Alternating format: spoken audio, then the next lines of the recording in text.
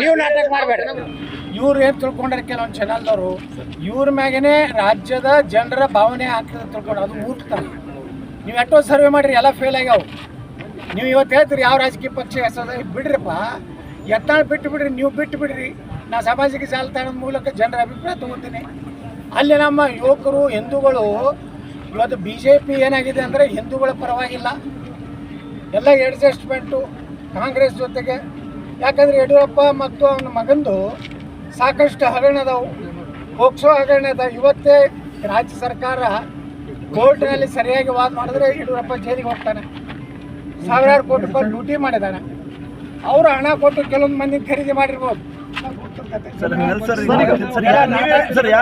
ನೀವೆಲ್ಲ ಮಾಧ್ಯಮದ ನಾಟಕ ಗೊತ್ತಾಗೋ ಸರ್. ಅದು ಜಗಮಂದಿರ ಗೊತ್ತಾರ IAS ಸರ್ ಯಾರನ್ನ ಡ್ರಗ್ ಹಿಡಿತೀನಿ ಅಂತ ಅಡ್ಡಾಡದಲ್ಲ. ಸಿನಿಮಾ ಹೀರೋದೊಳಗೆ ಮಾಡಿದ್ವಿ, ಅದಕ್ಕೆ ಡ್ರಗ್ ಮಾಫಿಯಾ ಹಿಡಿಬೇಕಲ್ಲ.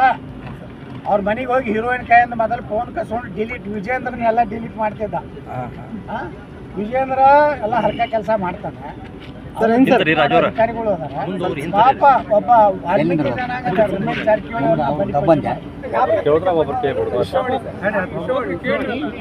ಇಂಥ ಪೇಪರ್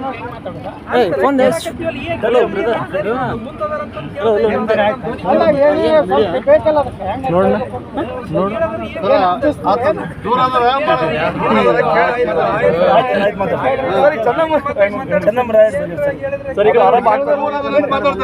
ಆರಂಭ ಆಗ್ತದ ಸರ್. ಅದು ವಾಪಸ್ ಪುನಃ ಆರಂಭ ಆಗ್ತದ ಅಥವಾ ಹೊಸ ಪಕ್ಷ ಆರಂಭ ಆಗ್ತದ ಸರ್?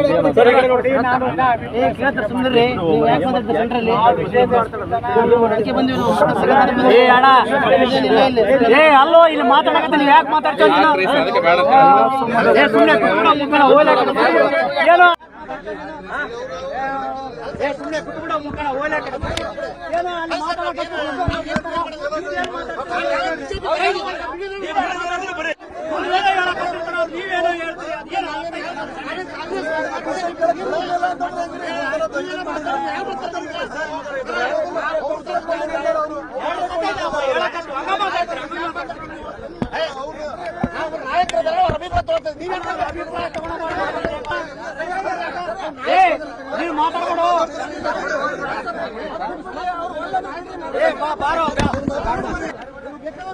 ಬಂಧುಗಳೇ ನಮಸ್ಕಾರ, ಹೇಗಿದ್ದೀರಿ ನೀವೆಲ್ಲರೂ? ನಾನು ಸುಬ್ರಹ್ಮಣ್ಯ ಎಸ್ ಹಂಡಿಗೆ. ಬಂಧುಗಳೇ, ಸದ್ಯ ವಿಪರೀತ ಸುದ್ದಿಯಲ್ಲಿರುವಂಥ ರಾಜಕಾರಣಿ ಅಂದರೆ ಅದು ಬಸನಗೌಡ ಪಾಟೀಲ್ ಯತ್ನಾಳ್ ಸುದ್ದಿ ಆಗೋದು ಹೊಸ ವಿಚಾರ ಏನಲ್ಲ. ನಿರಂತರವಾಗಿ ಮಾಧ್ಯಮಗಳಲ್ಲಿ ಸುದ್ದಿ ಆಗ್ತಾನೆ ಇರ್ತಿದ್ರು. ಆದರೆ ಇದೀಗ BJPಯಿಂದ 6 ವರ್ಷಗಳ ಕಾಲ ಉಚ್ಚಾಟನೆ ಆದ ಬಳಿಕ ಮಾಧ್ಯಮದ ಬಹುತೇಕ ಸಮಯವನ್ನ ಯತ್ನಾಳ್ ಆವರಿಸಿಕೊಂಡ ಹಾಗೆ ಕಾಣಿಸ್ತಾ ಇದೆ. ಇದರ ನಡುವೆ ಮಾಧ್ಯಮಗಳ ಕುರಿತಾಗಿ ಬಸನಗೌಡ ಪಾಟೀಲ್ ಯತ್ನಾಳ್ರಿಗೆ ಅಸಹನೆ ಶುರುವಾದ ರೀತಿಯಲ್ಲೂ ಕೂಡ ಕಾಣಿಸ್ತಾ ಇದೆ. ಕಾರಣ ಪ್ರತಿದಿನ ನಾನಾ ರೀತಿಯಲ್ಲಿ ಯತ್ನಾಳ್ ಸುತ್ತ ಒಂದಷ್ಟು ಸುದ್ದಿಯೆಲ್ಲವೂ ಕೂಡ ಸುತ್ತಾನೇ ಇದೆ. ಆ ಕಾರಣಕ್ಕಾಗಿ ಮಾಧ್ಯಮಗಳ ಮೇಲೆ ಸಿಟ್ಟು ಶುರುವಾದ ರೀತಿಯಲ್ಲಿ ಕಾಣಿಸ್ತಾ ಇದೆ. ಆ ಸಿಟ್ಟನ್ನ ಇವತ್ತು ಬಸನಗೌಡ ಪಾಟೀಲ್ ಯತ್ನಾಳ್ ಬಹಿರಂಗವಾಗಿ ಹೊರ ಹಾಕಿದ್ರು. ಒಂದು ಹಂತಕ್ಕೆ ಮಾಧ್ಯಮದ ಪ್ರತಿನಿಧಿಗಳ ಜೊತೆಗೆ ಜಟಾಪಟಿಯೂ ಕೂಡ ಶುರುವಾಯಿತು. ಯತ್ನಾಳ್ ಮುಂದುವರೆದು ಗೆಟ್ ಔಟ್ ಎನ್ನುವಂಥ ಮಾತನ್ನು ಕೂಡ ಹೇಳಿದ್ರು. ನಾನು ಕರೆದಂಥ ಪ್ರೆಸ್ ಮೀಟ್ಗೆ ಬರಲೇಬೇಡಿ ಹೋಗಿ ಎನ್ನುವ ರೀತಿಯಲ್ಲೂ ಕೂಡ ಯತ್ನಾಳ್ ಮಾತನಾಡಿದ್ರು. ಅಲ್ಲಾಗಿದ್ದೇನು ಅಂದರೆ ಯತ್ನಾಳ್ರಿಗೆ ಒಂದಷ್ಟು ಪ್ರಶ್ನೆಯನ್ನು ಕೇಳಲಾಯಿತು. ಪ್ರಮುಖವಾಗಿ ಕಾಂಗ್ರೆಸ್ ಪಕ್ಷಕ್ಕೆ ಹೋಗ್ತಿದ್ದೀರಾ, ಹೊಸ ಪಕ್ಷವನ್ನೇನಾದರೂ ಕಟ್ತಾ ಇದ್ದೀರಾ, ಮುಂದೆ ನೀವು ಏನು ಮಾಡ್ತಿದ್ದೀರಿ ಎನ್ನುವಂಥ ಪ್ರಶ್ನೆಯನ್ನು ಬ್ಯಾಕ್ ಟು ಬ್ಯಾಕ್ ಕೇಳಲಾಯಿತು. ಆಗ ಯತ್ನಾಳ್ರಿಗೆ ಸಿಟ್ಟು ಬರೋದಕ್ಕೆ ಶುರುವಾಯಿತು. ನೀವೆಲ್ಲರೂ ಕೂಡ ವಿಜಯೇಂದ್ರ ನಿಮ್ಮ ವಾಟ್ಸಪ್ಗೆ ಕಳಿಸಿದಂತಹ ಆ ಪ್ರಶ್ನೆಯನ್ನು ನನಗೆ ಕೇಳ್ತಾ ಇದ್ದೀರಿ, ನೀವೆಲ್ಲರೂ ಕೂಡ ವಿಜಯೇಂದ್ರ ಚಮಚಗಳು ಎನ್ನುವ ರೀತಿಯಲ್ಲಿ ಯತ್ನಾಳ್ ಮಾತಾಡಿಬಿಟ್ರು. ಆಗ ಮಾಧ್ಯಮದವರು ಕೂಡ ಸಹಜವಾಗಿ ಯತ್ನಾಳ್ರನ್ನ ಪ್ರಶ್ನೆ ಮಾಡೋದಕ್ಕೆ ಶುರು ಮಾಡ್ಕೊಂಡ್ಬಿಟ್ರು, ಹೀಗ್ಯಾಕೆ ಮಾತಾಡ್ತಿದ್ದೀರಿ ಅಂತೇಳಿ. ಆಗ ಮಾಧ್ಯಮದವರು ಹಾಗೆ ಯತ್ನಾಳ್ ನಡುವೆ ಒಂದಷ್ಟು ಹೊತ್ತುಗಳ ಕಾಲ ಜಟಾಪಟಿ ನಡೀತು. ಯತ್ನಾಳ್ ಇವತ್ತು ಮಾಧ್ಯಮದವರ ಮೇಲೆ ಸಿಟ್ಟಾಗಿದ್ದನ್ನು ಗಮನಿಸ್ತಾ ಇದ್ರೆ ಮುಂದಿನ ಹೆಜ್ಜೆ ಕುರಿತಾಗಿ ಯತ್ನಾಳ್ರಿಗೆ ಯಾಕೋ ಕ್ಲಾರಿಟಿ ಸಿಕ್ಕ ರೀತಿಯಲ್ಲಿ ಕಾಣಿಸ್ತಾ ಇಲ್ಲ. ಹೀಗಾಗಿ ಎದುರಾಗುವಂಥ ಪ್ರಶ್ನೆಗಳೆಲ್ಲವೂ ಕೂಡ ಅವರಿಗೆ ಕಿರಿಕಿರಿ ತರೋದಕ್ಕೆ ಶುರುವಾಗಿದೆ. ಹಾಗೆ ಎದುರಾಗುವಂಥ ಪ್ರಶ್ನೆಗಳೆಲ್ಲವರ ಬಗ್ಗೆಯೂ ಕೂಡ ಅನುಮಾನ ಬರೋದಕ್ಕೆ ಶುರುವಾಗಿದೆ. ಯಾರೋ ಹೇಳಿಸ್ತಿದ್ದಾರೆ, ಯಾರೋ ಹೇಳ್ಕೊಡ್ತಿದ್ದಾರೆ, ಯಾರೋ ಅವ್ರನ್ನ ಅಂದರೆ ಈ ಪ್ರಶ್ನೆ ಕೇಳುವ ರೀತಿಯಲ್ಲಿ ಫೀಡ್ ಮಾಡ್ತಿದ್ದಾರೆ. ಇಂತಹ ಒಂದಷ್ಟು ಅನುಮಾನಗಳೆಲ್ಲವೂ ಕೂಡ ಯತ್ನಾಳ್ರಿಗೆ ಬರೋದಕ್ಕೆ ಆರಂಭ ಆದ ರೀತಿಯಲ್ಲಿ ಕಾಣಿಸ್ತಾ ಇದೆ. ಒಟ್ಟಾರೆ ಒಂದು ಸಣ್ಣ ಜಟಾಪಟಿ ಇವತ್ತು ನಡೆಯಿತು. ಅದನ್ನು ಸ್ವಲ್ಪ ಪಕ್ಕಕ್ಕಿಡೋಣ. ಹಾಗೆ ಜಟಾಪಟಿ ನಡೆದ ಮಾತ್ರಕ್ಕೆ ಮಾಧ್ಯಮಗಳಲ್ಲಿ ಯತ್ನಾಳ್ರ ಸುದ್ದಿ ಪ್ರಸಾರ ಆಗೋದಿಲ್ವಾ? ಹಾಗೇನಿಲ್ಲ, ನಿರಂತರವಾಗಿ ಸುದ್ದಿ ಪ್ರಸಾರ ಆಗೇ ಆಗತ್ತೆ. ಅದನ್ನು ಸ್ವಲ್ಪ ಸೈಡಿಗಿಡೋಣ. ಈಗ ಸಹಜವಾಗಿ ಎಲ್ಲರಲ್ಲೂ ಕೂಡ ಇರುವಂತಹ ಪ್ರಶ್ನೆ ಅಂದರೆ ಯತ್ನಾಳ್ರ ಮುಂದಿನ ನಡೆ ಏನು, ಯತ್ನಾಳ್ ಏನು ಮಾಡ್ತಾರೆ ಅಂತ ಹೇಳಿ. ಸದ್ಯಕ್ಕೆ ಬಸನಗೌಡ ಪಾಟೀಲ್ ಯತ್ನಾಳ್ರಿಗೆ ಆ ಕುರಿತಾಗಿ ಒಂದಷ್ಟು ಕ್ಲಾರಿಟಿ ಸಿಕ್ಕ ಹಾಗೆ ಕಾಣಿಸ್ತಾ ಇಲ್ಲ. ಯತ್ನಾಳ್ರ ನಿರೀಕ್ಷೆ ಏನಾದರೂ ಹುಸಿ ಆಯ್ತಾ ಅದು ಕೂಡ ಗೊತ್ತಾಗ್ತಿಲ್ಲ. ಅಂದರೆ ಒಂದಷ್ಟು ಮಂದಿ ಅವರ ಸುತ್ತ ಇರುವಂಥವ್ರು ನಿರೀಕ್ಷೆ ಮಾಡಿದ್ದೇನಪ್ಪ ಅಂದರೆ BJPಯಿಂದ ಉಚ್ಚಾಟನೆ ಯಾವಾಗ ಬೇಕಾದರೂ ಆಗಬಹುದು ಎನ್ನುವಂಥ ನಿರೀಕ್ಷೆ ಸಹಜವಾಗಿ ಇತ್ತು. ಯಾಕಂದರೆ ಯತ್ನಾಳ್ ಈ ರೀತಿಯಾಗಿ ಉಚ್ಚಾಟನೆಗೊಳ್ಳೋದು ಪ್ರಥಮ ಬಾರಿಗಲ್ಲ. ಈ ಹಿಂದೆಯೂ ಕೂಡ 2 ಬಾರಿ ಉಚ್ಚಾಟನೆಗೊಂಡಿದ್ರು. ಅದಾದ ಬಳಿಕ ಮತ್ತೊಮ್ಮೆ BJP ಪಕ್ಷಕ್ಕೆ ಸೇರ್ಪಡೆ ಆಗಿದ್ರು. ಅದರ ನಡುವೆ JDSಗೂ ಕೂಡ ಸೇರ್ಪಡೆ ಆಗಿದ್ದಂಥ ಉದಾಹರಣೆಯೂ ಕೂಡ ಇದೆ. ಹೀಗಾಗಿ ಯತ್ನಾಳ್ರಿಗೆ ಇದೇನು ಹೊಸ ಅನುಭವ ಅಥವಾ ಹೊಸ ಬೆಳವಣಿಗೆ ಅಂತೂ ಅಲ್ವೇ ಅಲ್ಲ. ಈ ಹಿಂದೆ ಯಾವಾಗ ವಿಜಯೇಂದ್ರ ವಿರುದ್ಧ ಯಡಿಯೂರಪ್ಪ ವಿರುದ್ಧ ನಿರಂತರವಾಗಿ ವಾಗ್ದಾಳಿ ನಡೆಸ್ತಾ ಇದ್ರು, ಆಗಲೇ ಒಂದಷ್ಟು ಜನ ಲೆಕ್ಕಾಚಾರ ಹಾಕಿದ್ರು ಯತ್ನಾಳ್ರು ಉಚ್ಚಾಟನೆ ಯಾವ ಸಂದರ್ಭದಲ್ಲಿ ಬೇಕಾದರೂ ಆಗಬಹುದು ಅಂತ ಹೇಳಿ. ಅದೇ ರೀತಿಯಾಗಿ ಆದರು. ಆದರೆ ಉಚ್ಚಾಟನೆ ಆದ ಸಂದರ್ಭದಲ್ಲಿ ಒಂದಷ್ಟು ದೊಡ್ಡ ಮಟ್ಟಿಗೆ ರಾಜ್ಯಾದ್ಯಂತ ಪ್ರತಿರೋಧ ವ್ಯಕ್ತವಾಗುವಂಥ ನಿರೀಕ್ಷೆ ಇತ್ತು ಅಂತ ಕಾಣುತ್ತೆ. ಯಾರಿಂದ? ಒಂದು ಪಕ್ಷದ ಒಳಗೆ ಇರುವಂಥ ಒಂದಷ್ಟು ಶಾಸಕರು ಅಥವಾ ಪ್ರಮುಖ ಮುಖಂಡರು ಇದನ್ನು ವಿರೋಧಿಸಬಹುದು ಅಂತ ಹೇಳಿ. ಆದರೆ ಬಹಿರಂಗವಾಗಿ ಯಾರೂ ಕೂಡ ವಿರೋಧವನ್ನು ವ್ಯಕ್ತಪಡಿಸುವಂಥ ಗೋಜಿಗೆ ಹೋಗಲಿಲ್ಲ.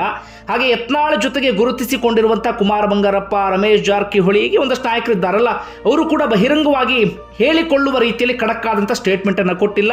ಹೀಗಾಗಿ ಅವರೆಲ್ಲರೂ ಈಗಲೂ ಯತ್ನಾಳ್ರ ಜೊತೆಗೆ ನಿಂತಿದ್ದಾರಾ ಅಥವಾ ಏನು ಯಾರಿಗೂ ಕೂಡ ಅರ್ಥ ಆಗ್ತಾ ಇಲ್ಲ. ಮತ್ತೊಂದು, ಈ ಹಿಂದುತ್ವದ ನಾಯಕರು ಅಂತ ಯಾರು ಕರೆಸ್ಕೊಳ್ತಾ ಇದ್ರು, ಈಗ ಹಿಂದುತ್ವದ ಪರವಾಗಿ ನಾವು ಹೋರಾಟ ಮಾಡ್ತಿದ್ದೀವಿ ಎನ್ನುವಂಥ ಮಾತನ್ನು ಯಾರು ಹೇಳ್ತಿದ್ದಾರೆ, ಅವರು ಯತ್ನಾಳ್ರ ಪರವಾಗಿ ಧ್ವನಿ ಎತ್ತಬಹುದು ಎನ್ನುವಂಥ ನಿರೀಕ್ಷೆ ಇತ್ತು. ಆದರೆ ಯಾರು ಕೂಡ ತುಟಿ ಪಿಟಿಕ್ ಅಂತ ಇಲ್ಲ. ಇನ್ನು BJPಯ ಒಂದು ದೊಡ್ಡ ಕಾರ್ಯಕರ್ತರ ಸಮೂಹ ಇದಕ್ಕೆ ವಿರೋಧ ವ್ಯಕ್ತಪಡಿಸಬಹುದು ಅನ್ನುವ ನಿರೀಕ್ಷೆ ಇತ್ತು. ಆ ರೀತಿಯಾದಂಥ ವಿರೋಧವೂ ಕೂಡ ವ್ಯಕ್ತವಾಗಿಲ್ಲ. ರಾಜ್ಯದಲ್ಲೊಂದು ಸಂಚಲನ, ಹೊಸ ಅಲೆ ಏಳುತ್ತೆ ಎನ್ನುವಂಥ ನಿರೀಕ್ಷೆ ಇತ್ತು. ಅಂಥದ್ದು ಕೂಡ ಆಗಿಲ್ಲ. ಜೊತೆಗೆ ಸೋಷಿಯಲ್ ಮೀಡಿಯಾದಲ್ಲಿ ವಿಪರೀತ ಚರ್ಚೆ ಆಗ್ಬೋದು, ಸೋಷಿಯಲ್ ಮೀಡಿಯಾದಲ್ಲಿ ಉಚ್ಚಾಟನೆ ನಿರ್ಧಾರವನ್ನು ವಿರೋಧಿಸಬಹುದು ಅಂತ ಅಂದ್ಕೊಂಡಿದ್ರು. ಅಂಥದ್ದು ಕೂಡ ಸೋಷಿಯಲ್ ಮೀಡಿಯಾದಲ್ಲಿ ಆದ ಹಾಗೆ ಕಾಣಿಸ್ತಾ ಇಲ್ಲ. ಹೀಗಾಗಿ ಎಲ್ಲ ಒಂದಷ್ಟು ಬೆಳವಣಿಗೆ ಯತ್ನಾಳ್ರನ್ನ ಒಂದಷ್ಟು ಗೊಂದಲಕ್ಕೀಡು ಮಾಡಿರುವಂಥ ಸಾಧ್ಯತೆಗಳು ಕೂಡ ಕಾಣಿಸ್ತಾ ಇದೆ. ಮುಂದೆ ಏನು ಮಾಡಬೇಕು ಅಂತ ಹೇಳಿ. ಹಾಗಾದರೆ ಏನು ಮಾಡ್ಬೋದು, ಅವರ ಮುಂದೆ ಇರುವಂಥ ಆಯ್ಕೆಗಳು ಏನೇನು ಅಂತ ಗಮನಿಸ್ತಾ ಹೋಗೋದಾದರೆ, ಒಂದು ಹೊಸ ಪಕ್ಷವನ್ನು ಕಟ್ಟೋದು. ಆದರೆ ಹೊಸ ಪಕ್ಷವನ್ನು ಕಟ್ಟೋದು ಅಷ್ಟು ಸುಲಭದ ಮಾತು ಅಲ್ವೇ ಅಲ್ಲ ಈಗಂತೂ. ಈ ಹಿಂದೆ ಹೊಸ ಪಕ್ಷವನ್ನು ಕಟ್ಟಿದಂಥ ಸಾಕಷ್ಟು ಉದಾಹರಣೆಗಳಿದೆ. ಉದಾಹರಣೆಗೆ ಬಂಗಾರಪ್ಪನವರು KCP ಎನ್ನುವಂಥ ಪಕ್ಷವನ್ನು ಕಟ್ಟಿದ್ರು. ಅತಿ ಹೆಚ್ಚು ಅಂದರೆ ಅವರೇ ಒಂದು 10 ಸೀಟನ್ನು ಗೆದ್ಕೊಂಡಿದ್ರು. ಯಡಿಯೂರಪ್ಪನವರು KJP ಕಟ್ಟಿದ್ರು, 6 ಸೀಟ್ ಗೆದ್ಕೊಂಡಿದ್ರು. ಅಂಥ ದೊಡ್ಡ ನಾಯಕನಿಗೆ ಪಕ್ಷವನ್ನು ಕಟ್ಟಿ ಬೆಳೆಸೋದಕ್ಕೆ ಸಾಧ್ಯ ಆಗಲಿಲ್ಲ. ಶ್ರೀರಾಮುಲು ಪ್ರಯತ್ನ ಪಟ್ಟರು, ಸಾಧ್ಯ ಆಗಲಿಲ್ಲ. ಜನಾರ್ದನ್ ರೆಡ್ಡಿ ಪ್ರಯತ್ನ ಪಟ್ಟರು, ಸಾಧ್ಯ ಆಗಲಿಲ್ಲ. ಇನ್ನು ಸಾಕಷ್ಟು ನಾಯಕರು ಅಂಥ ಪ್ರಯತ್ನವನ್ನು ಪಟ್ಟರು, ಆದರೆ ಸಕ್ಸಸ್ ಆದಂಥವ್ರು ಯಾರೂ ಕೂಡ ಇಲ್ಲ. ಈ JDS ಎನ್ನುವಂಥ ಪ್ರಾದೇಶಿಕ ಪಕ್ಷವನ್ನು ಕಟ್ಟಿ ಅದನ್ನು ದೊಡ್ಡ ಮಟ್ಟಿಗೆ ಬೆಳೆಸುವಲ್ಲಿ ದೇವೇಗೌಡರು ಯಶಸ್ವಿ ಆದರೂ ಬಿಟ್ಟರೆ ಇನ್ನುಳಿದಂಥ ಯಾವ ನಾಯಕರು ಕೂಡ ಅದರಲ್ಲಿ ಯಶಸ್ಸನ್ನು ಕಾಣಲಿಲ್ಲ. ದೊಡ್ಡ ಮಟ್ಟಿಗೆ ಹೆಸರನ್ನು ಮಾಡಿದಂಥವರಿತ್ತು, ಜನಬಲ, ಧನಬಲ ಎಲ್ಲ ಬಲವೂ ಕೂಡ ಇದ್ದರೂ ಕೂಡ ಅಂಥ ಯಶಸ್ಸು ಇಲ್ಲಿಯವರೆಗೆ ಯಾರಿಗೂ ಕೂಡ ಲಭಿಸಿಲ್ಲ.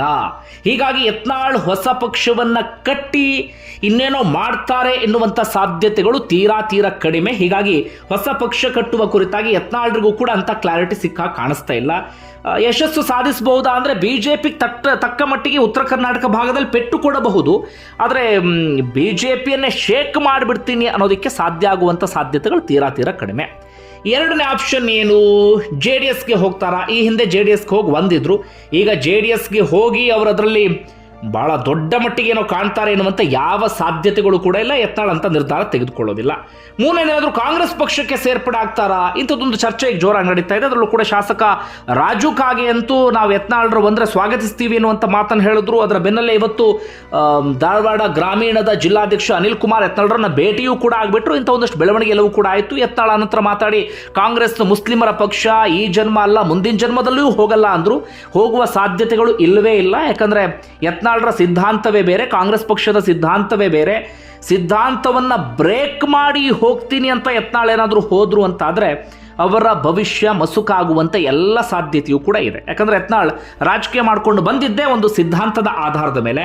ಆ ಸಿದ್ಧಾಂತವನ್ನೇ ಬಿಟ್ಟು ಹೋಗಬಿಡ್ತೀನಿ ಅಂತಂದುಬಿಟ್ರೆ ಯತ್ನಾಳ್ರ ಭವಿಷ್ಯ ಡೋಲಾಯಮಾನ ಆಗೋದ್ರಲ್ಲಿ ಯಾವುದೇ ಅನುಮಾನವೂ ಕೂಡ ಇಲ್ಲ. ಹೀಗಾಗಿ ಹೊಸ ಪಕ್ಷ ಕಟ್ಟುವ ಸಾಧ್ಯತೆ, JDSಗೆ ಹೋಗುವ ಸಾಧ್ಯತೆ, ಕಾಂಗ್ರೆಸ್ಗೆ ಹೋಗುವ ಸಾಧ್ಯತೆ, ಎಲ್ಲ ಸಾಧ್ಯತೆಗಳು ಕೂಡ ಒಂದು ರೀತಿಯಲ್ಲಿ ಕ್ಷೀಣ ಅಂತ ಅನಿಸ್ತಾ ಇದೆ. ಹಾಗಾದ್ರೆ ಯತ್ನಾಳ್ ಏನು ಮಾಡಬಹುದು? ಒಂದಷ್ಟು ಹಿರಿಯ ರಾಜಕಾರಣಿಗಳ ಅಥವಾ ಹಿರಿಯ ರಾಜಕೀಯ ಪಂಡಿತರ ವಿಶ್ಲೇಷಣೆಯ ಪ್ರಕಾರ ಚುನಾವಣೆಗೆ ಇನ್ನೂ ಒಂದಷ್ಟು ವರ್ಷಗಳು ಬಾಕಿ ಇದೆ. 2028ಕ್ಕೆ ಮುಂದಿನ ವಿಧಾನಸಭಾ ಚುನಾವಣೆ. ಯತ್ನಾಳ್ ಕಣ್ಣು ಸಹಜವಾಗಿ ಮುಂದಿನ ವಿಧಾನಸಭಾ ಚುನಾವಣೆಯ ಮೇಲೆ ಇದೆ. ಹೀಗಾಗಿ ಮುಂದಿನ ವಿಧಾನಸಭಾ ಚುನಾವಣೆಯವರೆಗೂ ಕೂಡ ನಿರಂತರವಾಗಿ ಆಕ್ಟಿವ್ ಆಗಿರೋದು, ಮಾಧ್ಯಮಗಳಲ್ಲಿ ನಿರಂತರವಾಗಿ ಸುದ್ದಿ ಆಗ್ತಿರೋದು, ಒಂದಷ್ಟು ವಿಚಾರಗಳಿಗೆ ಸಂಬಂಧಪಟ್ಟ ಹಾಗೆ ಧ್ವನಿ ಎತ್ತೋದು, ಚುನಾವಣೆ ಹತ್ರ ಬರ್ತಾ ಇದ್ದ ಹಾಗೆ ಒಂದು ರೀತಿಯಾದಂಥ ನಿಲುವನ್ನು ತಾಳೋದು, ಕೊನೆಯದಾಗಿ ಮತ್ತೆ BJP ಪಕ್ಷಕ್ಕೆ ಸೇರ್ಪಡೆ ಆಗುವುದು.